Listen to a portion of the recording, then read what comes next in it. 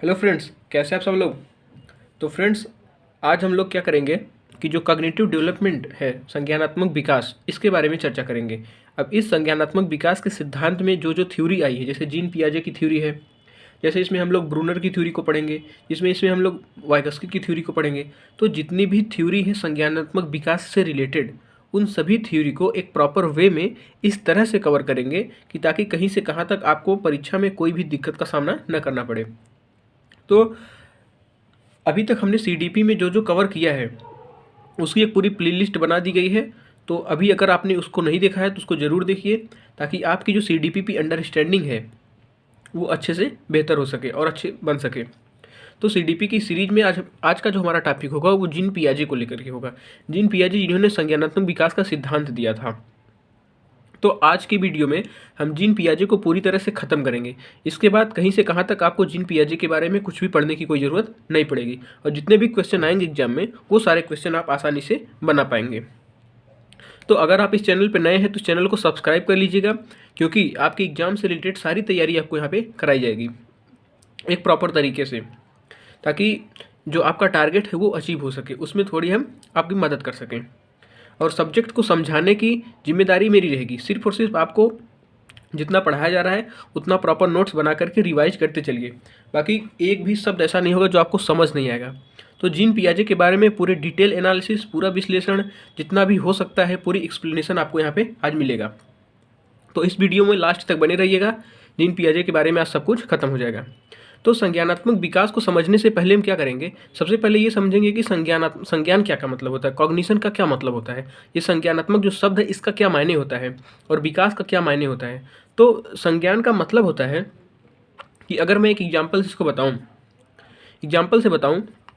कि आपने कई बार सुना होगा कि जब कोई बहुत महत्वपूर्ण मुद्दा होता है देश में, अगर थोड़ी सी भी आपको पॉलिटिकल समझ है तो अभी आपने देखा होगा कि किसानों का जो कानून आया था, तीन जो किसान कानून आए थे, उस किसान कानून को लेकर के बहुत विवाद हो रहा था। तो जो विपक्षी पार्टियां थी वो कह रही थी कि सुप्रीम कोर्ट को इस चीज़ को संज्ञान में लेना चाहिए, यानी कि सुप्रीम कोर्ट को इस काले कानून के बारे में विचार करना चाहिए। संज्ञान का क्या मतलब होगा कि इस कानून के बारे में उनको विचार करना चाहिए उनकी बुद्धि और अपनी चेतना के माध्यम से, और उसके बाद जो समस्या का समाधान हो सकता है उस समस्या का समाधान करना चाहिए।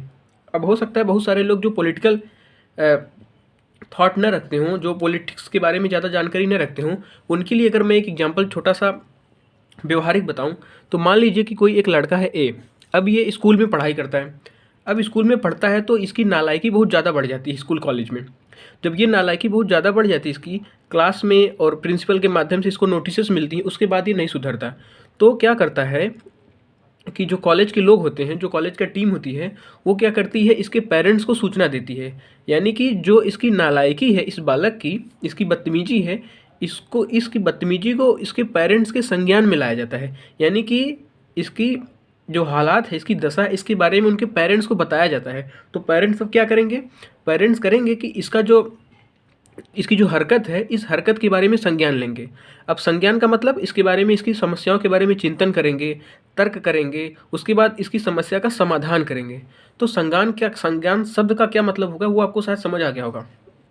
तो संज्ञान का मतलब कहीं से कहाँ तक ज्ञान नहीं होता, संज्ञान का मतलब नॉलेज नहीं होता।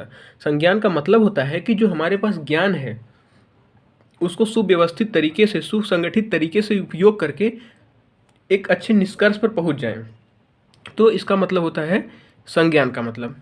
तो संज्ञानात्मक शब्द कहाँ से आया है, संज्ञानात्मक शब्द आया है संज्ञान से। तो व्यवहारिक, हम पूरी तरह से इस लेक्चर को व्यवहारिक बनाएंगे ताकि आपको समझने में कहीं से कहाँ तक कोई दिक्कत का सामना न करना पड़े।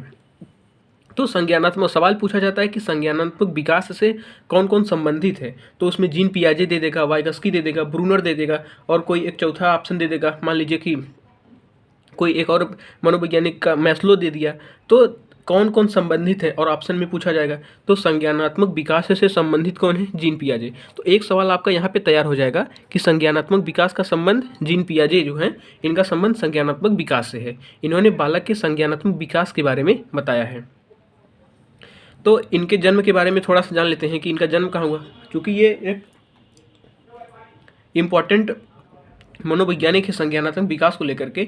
इसलिए जो यूपी टेट वाले हैं कभी कभी फैक्चुअल इन्फॉर्मेशन के के बारे में इसको पूछ लेते हैं कि जीन पियाजे कहाँ के मनोवैज्ञानिक थे। तो जीन पियाजे कहाँ के थे? स्विट्जरलैंड के, और इनका जन्म 9 अगस्त 1896 को हुआ था। तो ये यूपी टेट वाले इन्फॉर्मेशन बेस्ड सवाल ज़्यादा पूछते हैं, तो ये पूछ सकते हैं कि जीन पियाजे कहाँ के थे, तो ये कहाँ के थे? स्विट्जरलैंड के थे। अब इनका जो सिद्धांत था, इन्होंने जो सिद्धांत दिया था बालक को लेकर के, इनके सिद्धांत को विकासात्मक सिद्धांत भी कहा जाता है या अवस्था का सिद्धांत भी कहा जाता है। अगर कभी एग्जाम में पूछा जाएगा कि विकासात्मक सिद्धांत का संबंध किससे है या अवस्था का जो सिद्धांत है उसका संबंध किससे है, तो आप बताएंगे कि जीन पियाजे से है। तो आज का वीडियो हो सकता है थोड़ा लंबा जाए, इसलिए हम केवल मुद्दे की बात करेंगे, इधर से उधर की बात नहीं कर पाएंगे। तो इनके जो विकास का सिद्धांत है, संज्ञानात्मक विकास में कभी कभी ये भी पूछा जा सकता है कि विकासात्मक सिद्धांत का संबंध किससे है। तो विकासात्मक सिद्धांत का संबंध जीन पियाजे से। इनके जीन पियाजे के संज्ञानात्मक विकास के सिद्धांत को अवस्था का भी सिद्धांत कहा जाता है, क्योंकि इन्होंने अपने सिद्धांत में 4 अवस्थाएं बताई थी। उन 4 अवस्थाओं के माध्यम से बालक के विकास को ये समझाते हैं। तो ये कभी कभी ये भी पूछा जा सकता है कि अवस्था का सिद्धांत, यानी कि जीन पियाजे के संज्ञानात्मक विकास का दूसरा नाम भी है अवस्था का सिद्धांत या विकासात्मक सिद्धांत। तो आई होप कि ये 2 पॉइंट आपको क्लियर हो गया होगा। उसके बाद जीन पियाजे कहते हैं कि जो बालक होता है पहले उसका विकास होता है, उसके बाद बालक की लर्निंग होती है। अब लर्निंग के सबसे पहले अधिगम को समझ लीजिए क्या होता है। लर्निंग का मतलब ये होता है, जैसे इसके पहले अगर आपने कभी सीडीपी नहीं पढ़ा था और मैं यहाँ पे आपको सीडीपी पढ़ा रहा हूँ, तो कुछ न कुछ सीडीपी के बारे में आपकी लर्निंग हो रही है, कुछ न कुछ आप सीडीपी के बारे में सीख रहे हैं। तो ये जो सीख रहे हैं, जो कुछ लर्न कर रहे हैं, कुछ नई चीज़ें, वही होती है अधिगम, लर्निंग। स्कूल में बालक जाता है तो उसको कुछ नहीं पता होता है स्टार्टिंग में, वहाँ पे जा करके कुछ न कुछ जैसे जोड़ का, घटाना, गुणा, भाग, ये सारी चीज़ें सीखता है। तो बालक की क्या हुई? लर्निंग हुई, बालक का अधिगम हो गया। अधिगम का सिंपल सा मतलब होता है कि सीखना। अगर बालक कुछ सीख रहा है तो हम कहेंगे कि बालक का अधिगम हो रहा है। तो ये इसका क्या मतलब है? जीन पियाजे कहते हैं कि पहले बालक का विकास होता है। ये काफ़ी इंपॉर्टेंट पॉइंट है, क्योंकि इस पे कई बार सवाल पूछा गया है कि पहले बालक का अधिगम होता है या पहले बालक का विकास होता है। जीन पियाजे की स्टेटमेंट है ये। तो जीन पियाजे कहते हैं कि पहले बालक का विकास होता है, उसके बाद बालक की लर्निंग होती है। पहले बालक का विकास होगा, उसके बाद बालक सीखेगा। और ये जो स्टेटमेंट है इस पे भी सवाल पूछा गया है। तो जीन पियाजे कहते हैं कि जो बालक होता है वो एक नन्हा वैज्ञानिक होता है, एक छोटा, उसको साइंटिस्ट मानते हैं जीन पियाजे। क्यों? क्योंकि वो कहते हैं कि जो बालक का अनुभव होता है उस अनुभव के आधार पर अपने सिद्धांतों की वो रचना कर लेता है धीरे धीरे। संसार में अपने अस्तित्व में आने के बाद, जैसे जब बालक का अस्तित्व होता है, जब बालक अस्तित्व में आता है, इस दुनिया में आता है, तो धीरे धीरे अपने अनुभव के माध्यम से अलग अलग प्रकार के सिद्धांतों की खुद बखुद वो अपनी रचना करने लगता है। तो जीन पियाजे बालक को क्या मानते हैं? एक नन्हा वैज्ञानिक मानते हैं।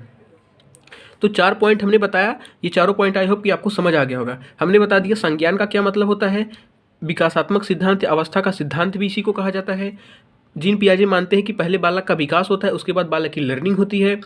और जीन पियाजे बालक को एक नन्हा वैज्ञानिक मानते हैं। क्यों ऐसा कहते हैं? वो ऐसा इसलिए कहते हैं क्योंकि जो बालक होता है संसार के बारे में खुद ब खुद अपने अनुभव के माध्यम से अपने सिद्धांतों की धीरे धीरे रचना करना सीख जाता है। अब हम क्या करेंगे, इनकी अवस्थाओं को पढ़ने से पहले जीन पियाजे के कुछ शब्द हैं, अपने जो थ्योरीज उन्होंने दी है उसमें कुछ शब्द का इस्तेमाल उन्होंने किया है, तो उन शब्दों को सबसे पहले समझ लेते हैं। कुछ टर्मिनोलॉजी हैं। सबसे पहले जीन पियाजे का एक शब्द है स्कीमा। सबसे पहले जीन पियाजे का एक शब्द है स्कीमा। अब ये स्कीमा का क्या मतलब होता है? स्कीमा का मतलब ये होता है कि हमने इनके डिफिनीशन को लिख दिया कि स्कीमा का क्या मतलब। जैसे कि स्कीमा होती है कि बालक के मस्तिष्क में जो चीज़ें पहले से जमा होती हैं, बालक के मस्तिष्क में जो चीज़ें पहले से जमा होती हैं, मस्तिष्क में उपस्थित चीज़ों का उपयोग करके ही किसी विषय वस्तु के प्रति एक धारणा बना लेता है। अब ये डेफिनेशन आपको समझ आया कि नहीं आया मुझे नहीं पता, लेकिन मैं एग्जाम्पल से आपको बताता हूँ।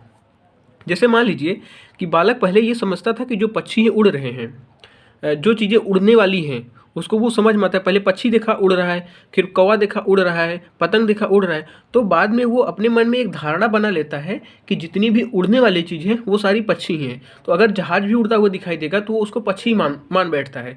कि यानी कि बालक के मस्तिष्क में पहले से ये धारणा बन गई थी कि सभी उड़ने वाली चीज़ें पक्षी होती हैं, तो इसलिए वो जितनी भी उड़ने वाली चीज़ें देखता है उसको पक्षी ही मान लेता है। तो इसका मतलब स्कीमा का यही मतलब होता है, स्कीमा। अब कभी कभी पूछा जाएगा कि स्कीमा शब्द का प्रयोग किस मनोवैज्ञानिकों की थ्योरी में आता है, तो जीन पियाजे की जो थ्योरी है उस जीन पियाजे की थ्योरी में स्कीमा जो शब्द है उसका प्रयोग आता है। अब इन्होंने दूसरा शब्द का प्रयोग किया था अनुकूलन। थोड़ा सा हम आज तेज चलेंगे क्योंकि पढ़ना ज़्यादा है और समय कम है, तो वीडियो लंबा ना हो इस वजह से हम क्या करेंगे कि थोड़ी सी अपनी स्पीड को मेंटेन करेंगे आज की वीडियो में। अगर आपको एक बार में नहीं समझ आता है तो 2 बार देखिए, अगर स्पीड ज़्यादा लगती है तो इसको थोड़ा सा कम स्पीड पर करके देखिएगा, आपको अच्छे से समझ आ जाएगा।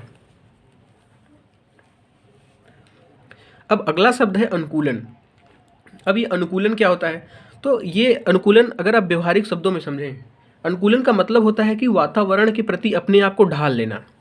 अब अगर इसका एग्जाम्पल मैं बताऊँ आपको, जैसे आपने बहुत व्यवहारिक देखा होगा कि जैसे जो महाराष्ट्र में या मुंबई में रहते हैं वो लोग वहाँ पर खड़ी बोली का प्रयोग करते हैं, लेकिन जैसे ही वे गांव में आ जाते हैं, जब गांव में आ जाते हैं तो वो फिर से अपनी भोजपुरी भाषा का प्रयोग करना शुरू कर देते हैं, या अगर यहाँ पे रहते हैं तो भोजपुरी भाषा का प्रयोग करते हैं, और जैसे वो महाराष्ट्र में चले जाते हैं या दिल्ली में चले जाते हैं तो वहाँ पर फिर से खड़ी बोली का प्रयोग करना शुरू कर देते हैं। तो उन्होंने वातावरण के अनुसार अपने आप को एडजस्ट किया, तो वातावरण किस तरह का है उसके अकॉर्डिंग उन्होंने अपने आप को एडॉप्ट कर लिया।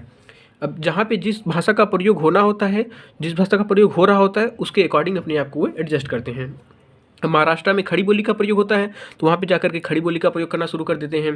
अब गांव में भोजपुरी भाषा का प्रयोग होता है तो भोजपुरी भाषा का प्रयोग, यानी कि वातावरण के आधार पर अपने आप को अनुकूलित बना लेते हैं, अपने आप को एडजस्ट कर लेते हैं। तो अनुकूलन का मतलब यही होता है। ठीक उसी प्रकार बालक भी जिस प्रकार का वातावरण जैसा रहता है उसी हिसाब से अपने आप को एडजस्ट कर लेता है। तो अनुकूलन का मतलब ये हो गया। अनुकूलन शब्द का प्रयोग भी किसकी थ्योरी में आता है? जीन पियाजे की थ्योरी में आता है। अब इसमें 2 चीज़ें होती हैं, एक होता है एसिमिलेशन और दूसरा होता है एकोमोडेशन। अब एसिमिलेशन और एकोमोडेशन का क्या मतलब होता है इसको समझिए। एसिमिलेशन का मतलब होता है कि किसी भी चीज़ को अपने अंदर आत्मसात कर लेना, यानी कि जो चीज़ें आपको जानकारी दी जा रही हैं, जैसे मैं आपको यहाँ पे पढ़ा रहा हूँ तो आपको जो मैं पढ़ा रहा हूँ एज इट इज़ आप इस चीज़ को ग्रहण कर ले रहे हैं, तो ये हो गया आपका एसिमिलेशन। जो चीज़ें मैं आपको बता रहा हूँ एज इट इज़ आप इस चीज़ को धारण कर ले रहे हैं, आप इस चीज़ को ग्रहण कर ले रहे हैं, तो इसको हम कहेंगे कि एसिमिलेशन, यानी कि आपने इस चीज़ को एसिमिलेट कर लिया बिना किसी परिवर्तन के। अब उसके बाद एकोमोडेशन का मतलब क्या होता है? एकोमोडेशन का मतलब होता है कि समायोजन करना। अब जैसे कुछ लोग होंगे जिनको पहले से इसके बारे में थोड़ा बहुत कुछ पता होगा, तो वो क्या करेंगे, जो चीज़ें उनके काम की होगी उसको क्या करेंगे, ले लेंगे। और अगर हो सकता है कि पहले उन्होंने कुछ चीज़ें पढ़ी थी जीन पियाजे को लेकर के, वो गलत पढ़ी थी, तो क्या करेंगे, जो मैं चीज़ें सही पढ़ा रहा हूँ उस सही चीज़ों को क्या करेंगे, ग्रहण करेंगे, और जो उनके मन मस्तिष्क में पहले गलत धारणा बन गई थी उसको हटा देंगे। समायोजन का मतलब कि जो मस्तिष्क में पहले से है उसमें थोड़ा सा आप सुधार करके जो चीज़ बताई जा रही है उसको भी ग्रहण कर लें। अब आत्मसातकरण का मतलब जिसको कुछ भी नहीं पता वो क्या करेगा कि पहले सारी की सारी चीज़ों को ग्रहण कर लेगा। तो अगर इनकी थ्योरी के संदर्भ में मैं बात करूं तो आत्मसातकरण का मतलब होता है कि जो सूचनाएं दी जा रही हैं उन सूचनाओं को आप अपने मस्तिष्क में व्यवस्थित कर पा रहे हैं, तो वो हो गया आत्मसातकरण। और समायोजन का मतलब कि जो सूचनाएं मैं आपको दे रहा हूं उन सूचनाओं में आप थोड़ा सा संशोधन करके, अगर आपके मन में पहले से कोई धारणा थी वो गलत थी, आपको लगता है कि वो गलत है, तो उसमें थोड़ा बहुत आप संशोधन करके जो हम बता रहे हैं, जो सूचनाएं हम आपको दे रहे हैं, उन सूचनाओं को आप अपने मन और मस्तिष्क में एडजस्ट कर ले रहे हैं, तो वो होता है समायोजन। समायोजन का मतलब एकोमोडेट कर ले रहे हैं चीज़ों को। और आत्मसातकरण का मतलब एज इट इज़ आप इस चीज़ को ग्रहण कर ले रहे हैं। तो आई होप कि जितने भी टर्मिनोलॉजी थी जो जीन पियाजे से संबंधित थी तो वो मैंने आपको बता दिया है। ये पूरा का पूरा जो हमने एक एक पॉइंट लिखा है वो एग्जाम का मटेरियल है। और जीन पियाजे अगर सीडीपी को देखें तो सीडीपी का ये हर्ट है, यानी कि अगर आपने इस चीज़ को नहीं किया तो गारंटी मानिए कि आपके नंबर आने वाले नहीं हैं, क्योंकि एक भी ऐसा एग्ज़ाम नहीं होगा जो शिक्षक भर्ती का होगा या कोई पात्रता की परीक्षा होगी जिसमें जीन पियाजे से सवाल आता हो। ये इतना इंपॉर्टेंट है, तो इसलिए इस चीज़ को आप बिल्कुल भी स्किप नहीं करेंगे, पूरा लास्ट तक देखेंगे, कहीं से कहाँ तक कोई भी दिक्कत आने वाली नहीं है। सारी जो थ्योरी है जीन पियाजे की वो कंप्लीट हो जाएगी। तो आई होप कि जितना मैंने बताया है वो आपको समझ आ गया होगा। अब हम आते हैं जीन पियाजे की अवस्थाओं के बारे में कि इन्होंने कौन कौन सी अवस्थाएँ दी हैं। तो फ्रेंड्स, अब जीन पियाजे की जो अवस्थाएं हैं उसके बारे में बात करते हैं कि इन्होंने जो अवस्थाएं दी हैं। जीन पियाजे ने संज्ञानात्मक विकास को लेकर के 4 अवस्थाएं दी हैं। अब सवाल जो पूछा जाता है ये पूरा का पूरा सवाल का मटेरियल है। अब सवाल किस तरह से पूछा जाएगा? सवाल पूछा जाएगा कि जीन पियाजे ने कितनी अवस्थाएं दी हैं, तो जीन पियाजे ने कुल 4 अवस्थाएं दी हैं। अब इन अवस्थाओं के नाम आपको रटे होने चाहिए, क्योंकि अगर ये मिस हुआ तो आप बस ख़त्म ही हैं। जैसे अब पहली अवस्था इनकी थी संवेदी गत्यात्मक अवस्था, sensory motor stage. Sensory motor stage अभी हमने इसको अलग अलग लिखा है, इसके बारे में डिटेल हम लोग पढ़ेंगे। मैंने इसको पहले इसलिए लिखा है ताकि एक इमेज के माध्यम से आपके मन और मस्तिष्क में ये चीज़ें छप जाए, क्योंकि इसको अगर छोड़ दिए आप तो गारंटी मानिए कि कहीं से कहाँ तक आपको सीडीपी में अच्छे मार्क्स नहीं मिल पाएंगे। तो इसलिए हर एक पॉइंट को ध्यान से देखना है। जीन पियाजे, जिन्होंने पीछे एग्जाम दिया होगा उनको पता है कि जीन पियाजे कितने महत्वपूर्ण वैज्ञानिक हैं। तो संज्ञानात्मक विकास की जो अवस्था है जीन पियाजे की, जिसमें पहली अवस्था है संवेदी गत्यात्मक अवस्था, जिसको कहते हैं सेंसरी मोटर स्टेज। अब संवेदी गत्यात्मक अवस्था के बारे में डिटेल में पढ़ेंगे। पहले सिर्फ और सिर्फ आप नाम जान लीजिए।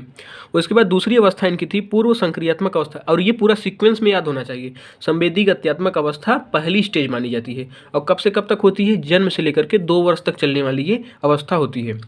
अब जीन पियाजे ने दूसरी जो अवस्था बताई थी वो बताई थी पूर्व संक्रियात्मक अवस्था।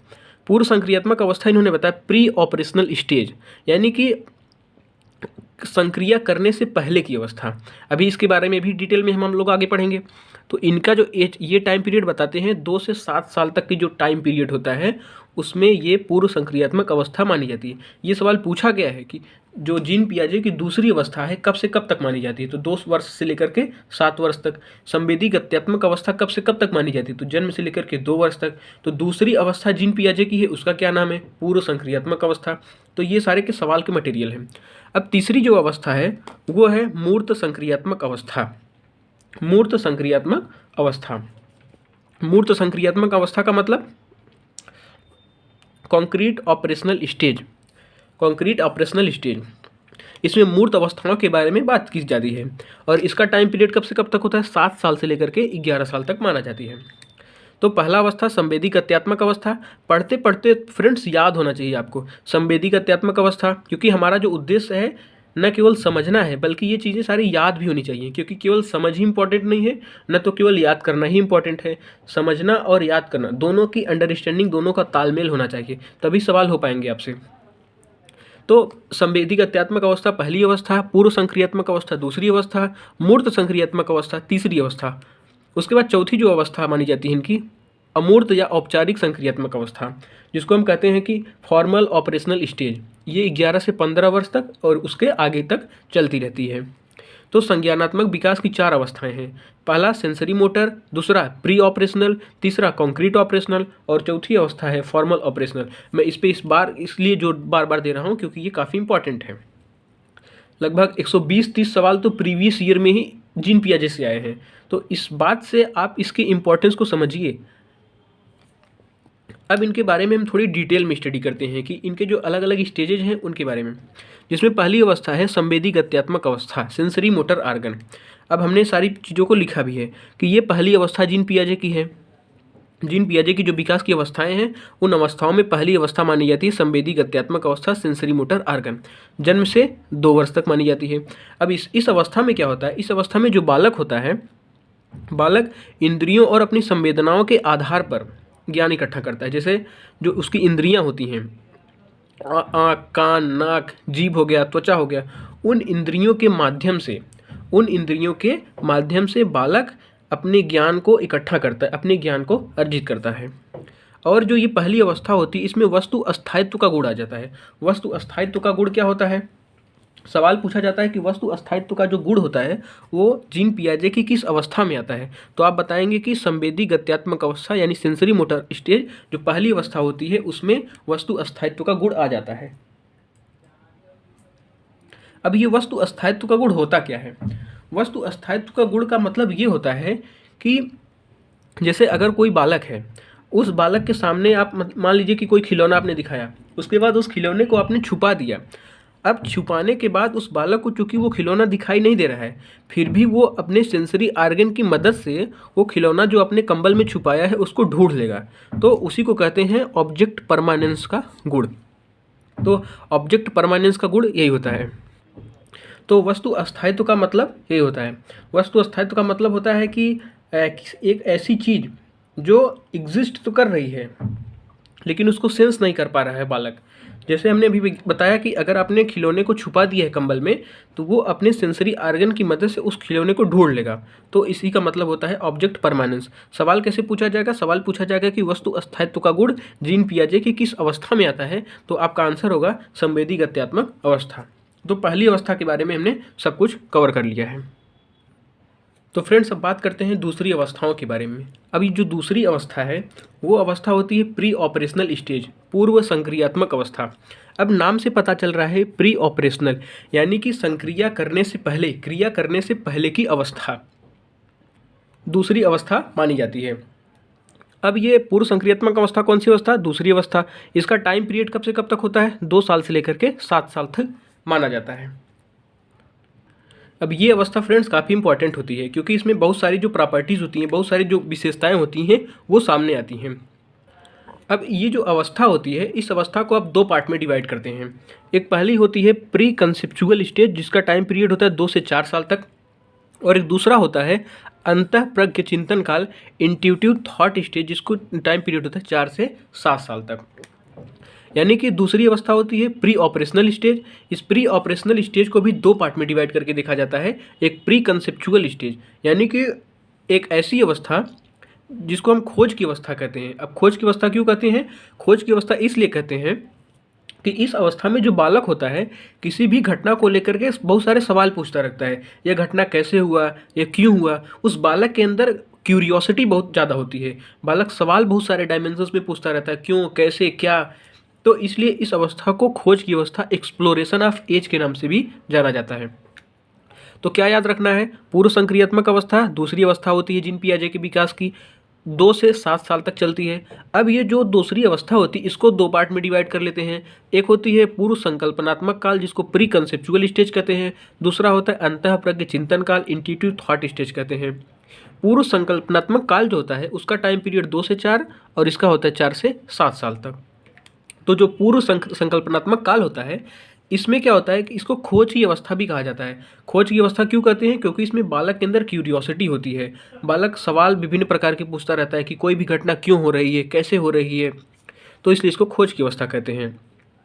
और भाषा का जो विकास होता है, भाषा का विकास दोनों में हो रहा है, यानी कि पूर्व संक्रियात्मक जो अवस्था होती है इस अवस्था में भाषा का विकास बालक का सबसे ज़्यादा होता है। अब इसमें भी कई प्रॉपर्टीज़ होती हैं, जैसे एक जीववाद का गुण। जीववाद के गुण का क्या मतलब होता है? जो दूसरी अवस्था होती है पूर्व संक्रियात्मक अवस्था, इस अवस्था में बालक के अंदर जीववाद का गुण होता है। जीववाद का गुण का मतलब ये होता है कि बालक सजीव और निर्जीव चीज़ों में अंतर नहीं कर पाता। अब इसको मैं एक एग्जाम्पल से आपको बताता हूँ। जैसे आपने देखा होगा कि अगर बालक छोटा सा है, यानी 2 से 7 साल के बीच का बालक है, तो अगर उसको चोट लग जाती है, मान लीजिए कि कोई दीवार है, उस दीवार से उसको चोट लग जाती है और वो रोने लगता है, तो जो उसके पेरेंट्स होते हैं, पापा या मम्मी, क्या करते हैं, उस दीवार पे 2 लात 3 लात उसको मारते हैं। अब बालक उसके बाद बालक शांत हो जाता है, उसको लगता है कि ये सजीव है और उसको मारने के बाद उसको संतोष मिल जाता है। वो भी कभी कभी मारने लगता है अपने पैरों से। तो सजीव और निर्जीव में वो अंतर नहीं कर पाता। अगर कोई निर्जीव भी चीज़ है, उस निर्जीव चीज़ की वजह से उसको चोट लगती है, रोने लगता है, तो जो उसके पेरेंट्स होंगे अगर उसको 1 लात 2 लात मारेंगे तो उसको लगेगा कि ये सजीव है। उसके मारने के बाद वो शांत हो जाता है। तो वो सजीव और निर्जीव में अंतर नहीं कर पाता। इस जीववाद का मतलब यही होता है। उसके बाद उसके अंदर इस अवस्था में अहम केंद्रित का गुण आ जाता है।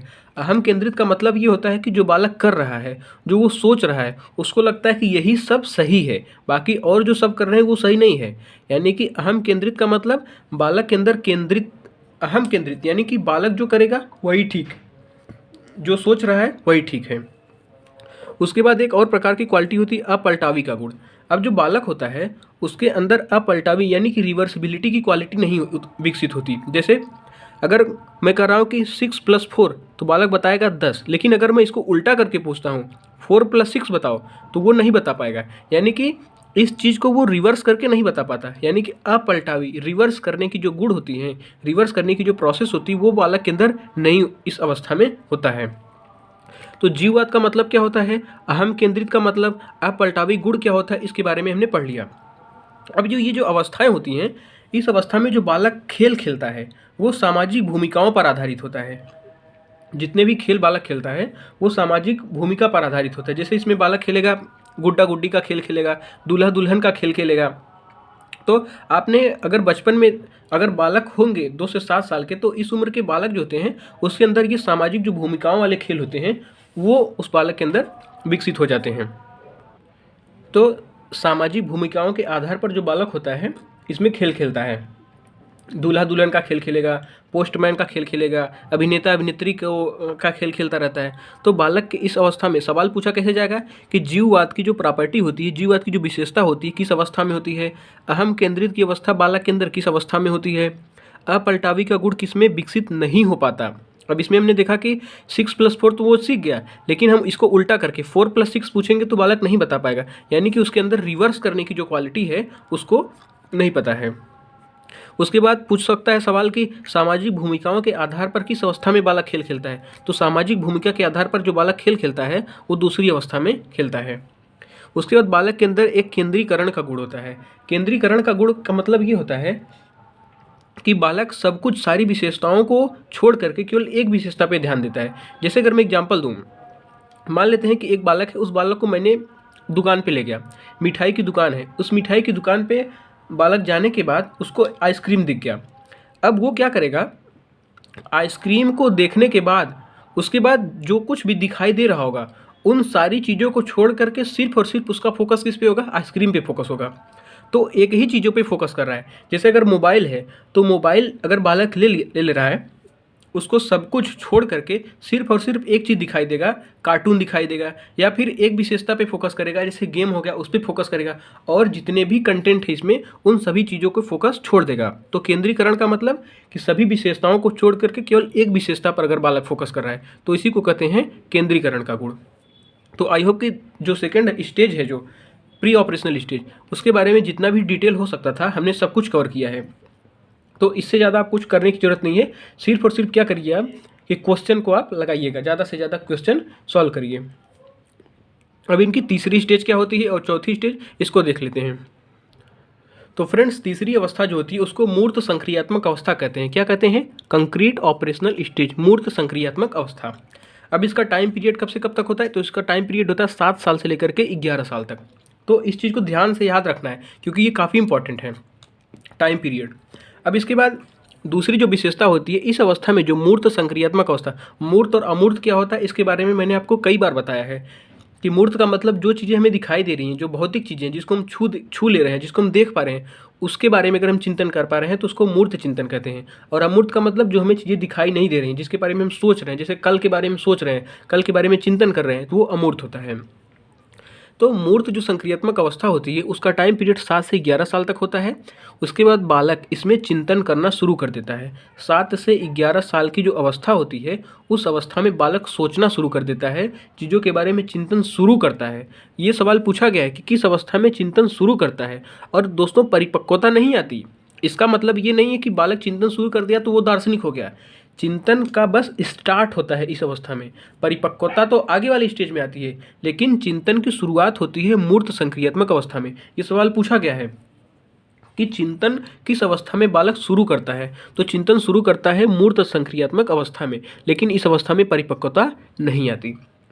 उसके बाद इस अवस्था में अपलटावी का गुण यानी कि रिवर्स करने की क्वालिटी आ जाती है। अभी हमने पीछे देखा कि रिवर्स करने की जो क्वालिटी होती है सेकंड स्टेज में बालक के अंदर नहीं थी, यानी कि हमने अभी देखा एग्जाम्पल 6+4 बालक 10 बता देगा, लेकिन मैं कहता हूँ कि 4+6 बताइए तो बालक इसको उल्टा करके नहीं बता पाता, यानी कि इसके अंदर रिवर्स करने की जो क्वालिटी होती है चीज़ों को वो नहीं थी सेकंड स्टेज में। लेकिन जो थर्ड स्टेज होती है इसमें अपलटावी का गुण रिवर्स करने की जो क्वालिटी होती है वो बालक के अंदर आ जाती है। अगर मैं कहता हूँ कि 2+3 बताइए तो बताएगा 5, लेकिन 3+2 कहूँगा तो वो फिर भी बता लेगा 5, क्योंकि इसके अंदर रिवर्स करने की क्वालिटी अब आ चुकी है।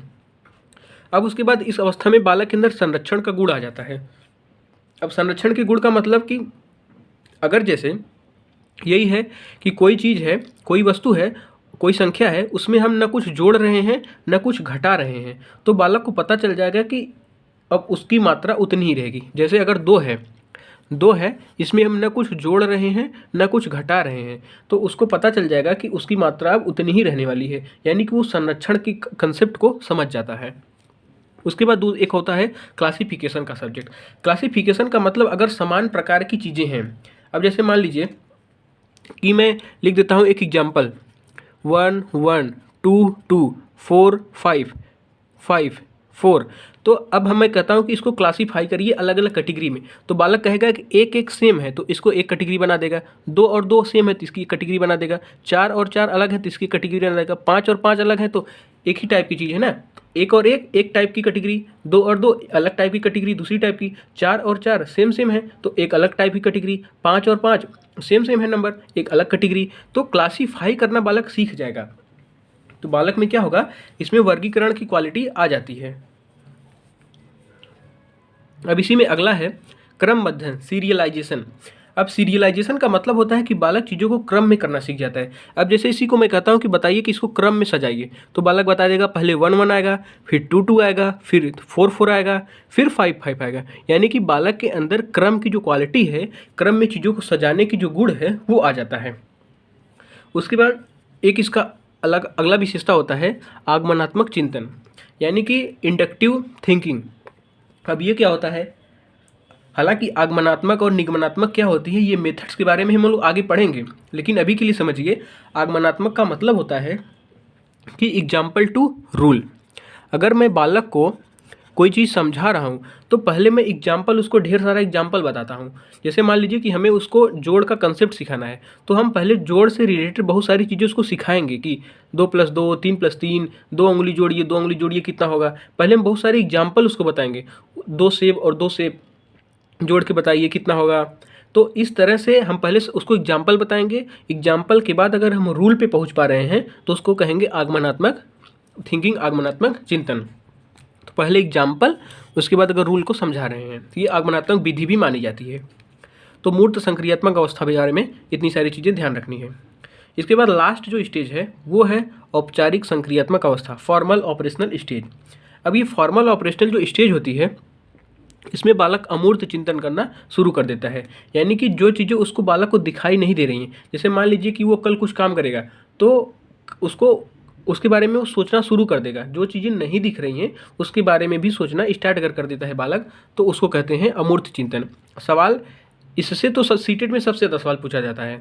सवाल कैसे पूछा जाएगा, सवाल पूछा जाएगा कि बताइए कि पियाजे की वह कौन सी अवस्था है जिसमें बालक अमूर्त चिंतन शुरू कर देता है।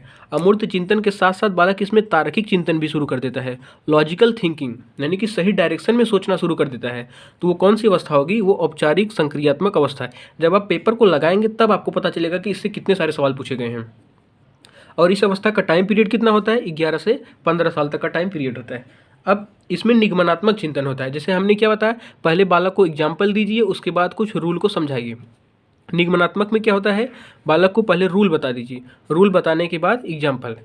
जैसे मैंने बताया कि इस अवस्था में जो बालक होता है, जैसे मैं बता रहा हूँ कि a + b का होल स्क्वायर बराबर कितना होता है, a² + b² + 2ab। अब इतना समझाने के बाद हमने क्या किया, पहले इसको रूल बताया। अब इस रूल बताने के बाद हम इस पर बहुत सारे उसको एग्जाम्पल कराएंगे। बताइए कि 2 + 5 का होल स्क्वायर कितना आएगा। तो हमने पहले क्या किया, रूल बताया, उसके बाद हमने एग्जाम्पल बताया। तो ये निगमनात्मक थिंकिंग होती है, निगमनात्मक चिंतन। उसके बाद जो चौथी अवस्था होती है उसमें बालक के अंदर क्रिएटिविटी आ जाती है। बालक अलग अलग प्रकार के इनिशिएटिव लेना, क्रिएटिविटी, अलग अलग प्रकार की सृजनात्मकता का जो गुण होता है उसके अंदर आ जाती है। बालक के अंदर चिंतन, और वो भी कौन सी चिंतन, तार्किक चिंतन, लॉजिकल थिंकिंग करना शुरू कर देता है। उसके अंदर मौलिकता आ जाती है, उसके अंदर रचनात्मकता आ जाती है। तो जितनी भी क्वालिटी, जितनी भी विशेषताएं हो सकती थी, अनुमान करना सीख जाता है बालक इस अवस्था में। तो जीन पियाजे के बारे में इससे ज़्यादा अब कहीं से कहाँ तक आपको पढ़ने की कोई ज़रूरत नहीं है। इतने से आपके सारे सवाल सॉल्व हो जाएंगे। तो हमने एक बहुत अच्छे तरीके से जीन पियाजे की थ्योरी को कंप्लीट किया है। इसको पूरा देखिएगा और उसके बाद क्वेश्चन जरूर सॉल्व करिएगा, क्योंकि बिना क्वेश्चन सॉल्व करने से आपके कंसेप्ट में उतनी क्लैरिटी नहीं आएगी। तो हालांकि हम लोग बाद में क्वेश्चन की प्रैक्टिस करेंगे, लेकिन अभी आप साथ साथ में इसके साथ करते चलिए। तो आज की वीडियो में फ्रेंड्स बस इतना ही, और वीडियो को ज़्यादा से ज़्यादा शेयर करिए, सब्सक्राइब करिए। जितना ज़्यादा सब्सक्राइबर बढ़ेंगे तो उसी के अकॉर्डिंग हम लोग क्या करेंगे, अपने और जो सब्जेक्ट्स हैं सीटेट को लेकर के या किसी और चीज़ की आप प्रिपरेशन कर रहे हैं तो उसको लेकर के वो सारे सब्जेक्ट हम धीरे धीरे स्टार्ट करेंगे। तो आज की वीडियो में बस इतना ही। ज़्यादा से ज़्यादा शेयर करिए, सब्सक्राइब करिए और वीडियो को लाइक ज़रूर करिए। कमेंट बॉक्स में कमेंट के माध्यम से बताइएगा कि आपको वीडियो कैसा लग रहा है। तो फ्रेंड्स, अगले वीडियो में हम फिर एक और थ्योरी के साथ मिलेंगे जो संज्ञानात्मक विकास से ही रिलेटेड होगी। पहले हम क्या करेंगे, संज्ञानात्मक विकास को पूरा कवर करेंगे, उसके बाद फिर हम नेक्स्ट टॉपिक पे आएंगे। तो जितना भी हमने CDP में पीछे वीडियो पढ़ाया है उसको ज़रूर देखिए, ताकि आपकी एक अच्छी अंडरस्टैंडिंग CDP को लेकर के बन सके। तो फ्रेंड्स, आज की वीडियो में बस इतना है। धन्यवाद।